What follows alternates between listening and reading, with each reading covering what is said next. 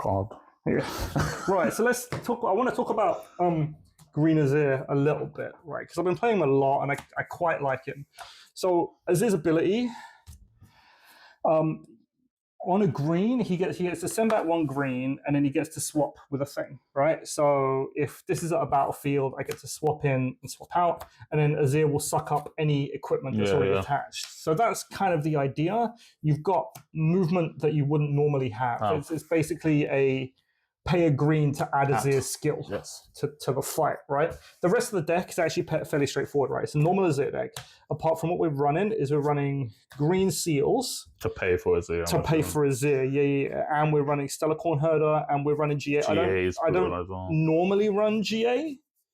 In a yellow deck, I don't bother running it because you just want to be as fast as possible. I think in Green Azir, like you having GAs on him, is very tricky to lock down. And if you do lock him down with a GA, he's just back. Exactly. Right? And people don't like to play it, but I like playing Priz Divide. I think this is semi-broken. And I think people sleep on this. Flash is good. Flash is good. This is Flash. And flight effectively on your own. Exactly. In a green deck, it's busted. Yeah. No, the problem is depending. Against something like a Draven, it's too slow. Yes. Right? You don't want to be doing it, and if you're hiding it, you have to wait for your opponent to do an action, to get put on the chain in order for you to play in Priz Divide to leave. Yeah. And normally that doesn't happen until they're in the fight. So if you're playing against Draven and you activate this, you're giving him free card. You are. Right? That's true.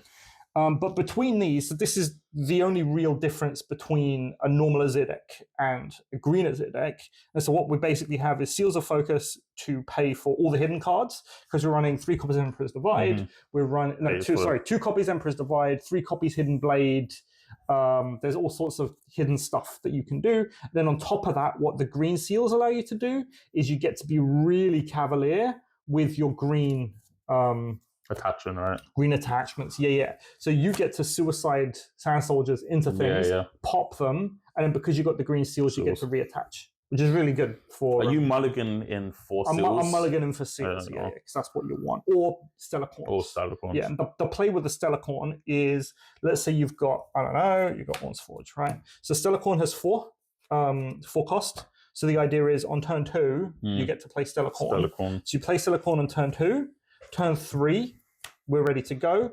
We can move the Stellar Corn to draw 1 card, play the Azir. Azir uses his ability to swap with the Stellar Corn. You get to draw another card. So you're going +2 cards off the back of that. Next turn, because you don't really want a naked Azir sitting at the battlefield, use his ability again, get another card. And then you get to draw another card. And then if he kills the Stellar Corn, he kills the Stellar Corn. At that point, you've got 3 cards.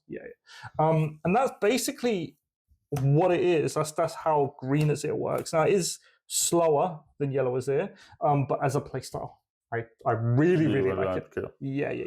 I think playing against it, I do find it, I think, sometimes harder to play against in a way. Maybe because Ornn is just Ornn, but it's so hard to lock him down. You can't. You just have to deal with the fact he's going in and out and kind of... And because he's sucking up attachments, right? Normally he'll have a GA on him. He might have a shield on him. He's basically Carnifex in 40k. This is literally how I look at him. He's going to be sucking up this. Oh yeah, there's a cool combo with either Heralds. So of course there is. Of course there is. Yeah. So the way the Herald works is on move. So the idea is, let's say you've got a Sand Soldier, let's say Green Azir here, right? Sand Soldier at home. Sand Soldier moves in, makes a token like this. Green Azir will use his ability. He'll swap as soon as this guy moves. The Sand Soldier moves. He's going to make a token at his location, and then the eye is going to go to him. So we're not going to make an additional Sand Soldier here. But Azir gets to then move out, create another Sand Soldier. Not a Sand Soldier, create another recruit. So then that's basically what you've got. And that's what you've built. And you're killing basically whatever they're putting in effectively to you've got enough in your base now. Yes. You've established more might. Yeah, exactly. And you can jump around, and if you play brutalizers, you get to suck up things with brutalizers, and on the turn you do that, he goes +3, which is So the question is then, is he much slower than Yellow? Is there a world where you can play this, or is it you're just setting yourself back if you're going to an event, for example? I think you need to play Yellow. Okay. Because Yellow is a lot faster. Right. I'm assuming for the accelerate. Yeah. This one has more points of failure because you're evolving around that one point, one Azir, right? And if that Azir dies for whatever reason, he can get caught out. He only gets to use his ability once. Do you run counter spells at all? In my side deck. Inside. Yeah. So if you were against something that wasn't, if someone, obviously, I'm not running any spells, basically. But if you're against Kaisers or whatever, they can try and just pop they can try and just pop you. Now, the nice thing about running green seals is that you get to play all the counter spells. Oh, yes. Basically free, right? We like that. You get to play your Defy, you get to play your Windwall, you get to play your Not So Fast. Yeah, makes sense. And you got GAs as well, I guess. And you got a pair of GAs, yeah. So it's slower. When it high rolls, it's ridiculous. You saw game one, it just absolutely ridiculous. Just steamrolls you like a truck.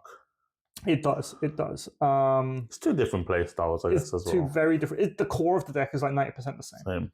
It's just one legend is simply one legend is simply but what you can run. What you get to run in this deck, don't touch it, is Velzonga, which is something I talked about, right? So you can attach a Velzonga to Azir, then that gets him 2 pops of his ability every turn, and so he becomes like Yasuo. I do want to tell people, probably people don't, Green Azir is common in a lot of Ornn decks as well. He's just useful. He's a quick swap. Yeah. But imagine... twice per turn, pop in, pop out. You do it with the Stellarcorn Herder, you're basically drawing like 2-3 cards. It's Shurima Shuffle, no? It's the Shurima Shuffle. That's exactly what it is. It literally is. Yeah, but I like it. I like Green Azir. I think it's pretty neat. I like playing against Green Azir more than Yellow because in Yellow you know. And you're still the thing is you're still running like 3 copies of Arise. You're still running your 2 copies of Cull the Weak. You're running the generic package for Azir, right? Like it's 90% the same deck. You don't run Stellarcorns though in Yellow, do you? You don't. No, you have no way to move them around. Okay. Because of Green Azir. Because of Green, yeah. So I used to run Stellarcorn at 3 in this deck. Okay. I stopped that because it was just bricking my hand. So you only really want to see 1. And Battlefields? Where you want Battlefields, we're running different? Exactly the same, right? We're running Ornn's Forge, we're running Valmore, when we're running War Camp, wherever it is. War Camp, there we go, Trofeo War Camp. And you always basically go on War Camp first, right? War Camp first. Yeah. Because it's Azir. Yeah. You get to play Azir. Ornn's Forge, because you do this. If you're playing against one, it kind of sucks. Just And Valmore specifically for the Draven matchup, I might swap it out for something else. It's why I took out Ornn's Forge generally. Yep. I know it's good for me, but there are so many. There's so many equipment running around or attachments that I don't want to give opponents it. Ornn's not getting to it early to really benefit. Yeah.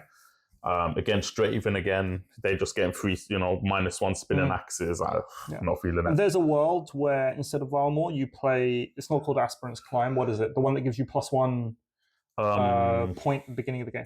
Is it Obelisk or Power, I think? Whichever one. The one that gives you +1 point at the beginning of the game.